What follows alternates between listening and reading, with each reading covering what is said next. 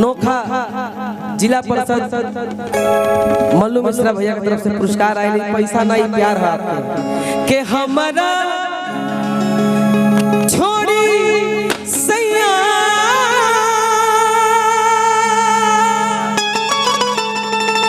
और गईला विदेशवा कि भुलाई रे गईला।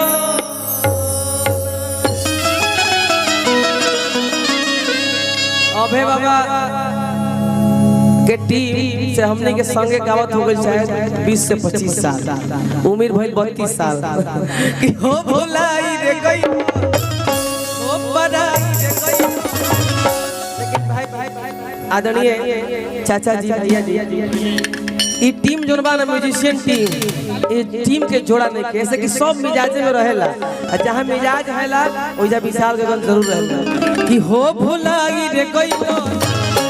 अंकु उपाध्याय जी हम ये चाहब कि हमरा सम्मान कबे मिले जाइला कि म्यूजिशियन पर 20-20 रुपया 50-50 रुपया छिटा जाए ना तो एकदम मिले वहां से कि हो भुलाई रे गई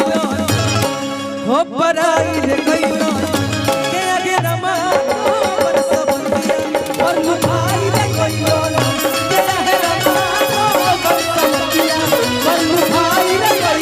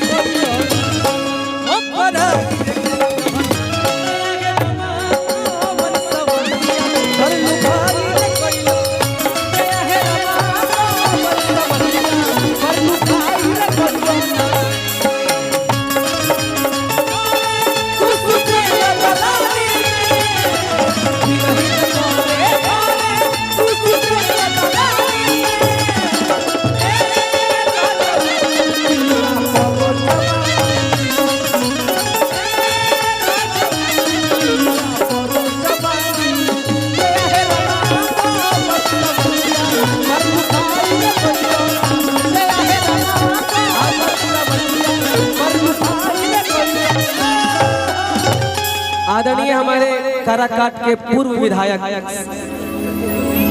S4U के संयोजक हमारे सोनू यादव भैया, संजय यादव भैया, दीपक यादव भैया को दिल से बहुत बहुत धन्यवाद, मंजी भैया को भी दिल से बहुत धन्यवाद, प्रकाश जी को भी दिल से बहुत बहुत धन्यवाद। रहे के ना रहे घरवा पिया फोटो लो भैया फोटो लो एकरा के गाँव नहीं मिला भैया गाँव नहीं में कि रहे के ना रहे घरवा पिया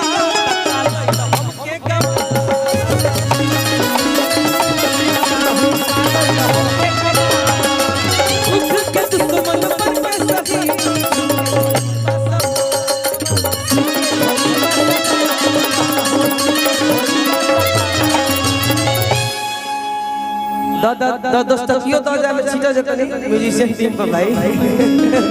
कि रहे के ना रहे घर के काम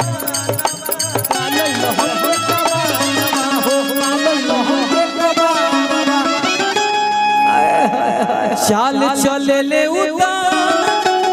हरदम को चारे ले पा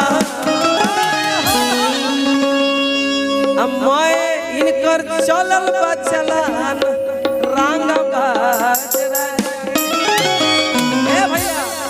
बैठा हो भैया बैठो अब भैया फायरिंग बार बार कहतनी मत करी। बहुत सुंदर राइफल बराऊ नोक बहुत सुंदर बा में एगो गोली होला हल चुकी उ जब लागेला तो अति सुंदर हो जाला। बगल में 10 से 15 किलोमीटर 25 किलोमीटर चरित्र बनबा अति सुंदर हो जाए एक हाल में साफ ले जाके भाई मन आदमी हो जाए कि हो पराई रे गई के दिलवा में सपना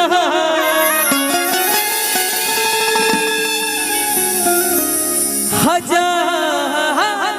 काहे हो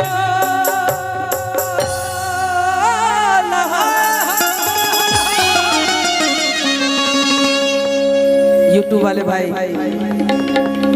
कहाँ घर पर आप सबके बक्सर जी लगा हो जा। अरे वाह क्या बात है, कल लिख दिया जा गर्दा गर्दा हो गया एकदम। तो हम लोग बारह लोग तो पूर्वक को एक स्टार बना से भाई, तो हम लोग लिखा जाता हमने के पूर्वक कलाकार के पूछा था के दिलवा में सब पुगना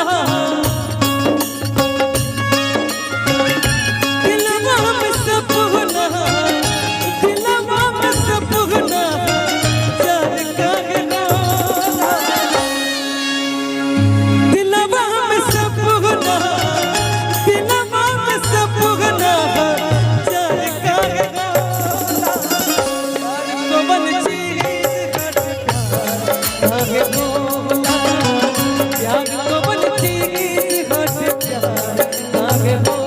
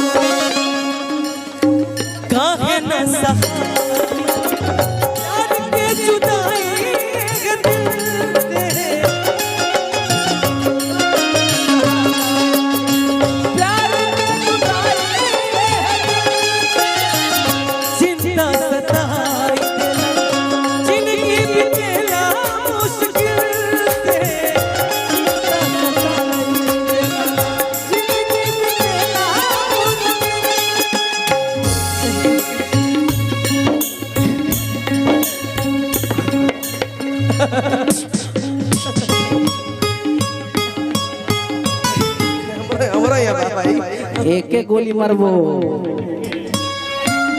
इहे ना बुझाला इहे ना बुझाला रे भीनु इहे ना बुझाला रे भीनु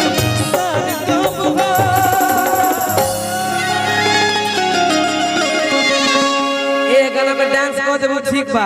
500 दे 5 इधर मिलावे के लगे इधर मिला दो एक गाना में डांस कर दो तो ठीक बा, मतलब भाव दे रही हो ठीक है, लेकिन ये जो गाना गाए हैं तो हरा के रखले रहनी हर दिल के भीतरिया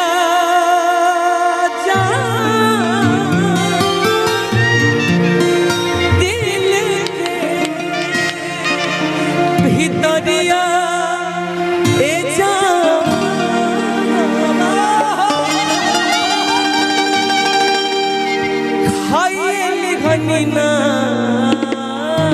तोहरे बाप ई सब गाना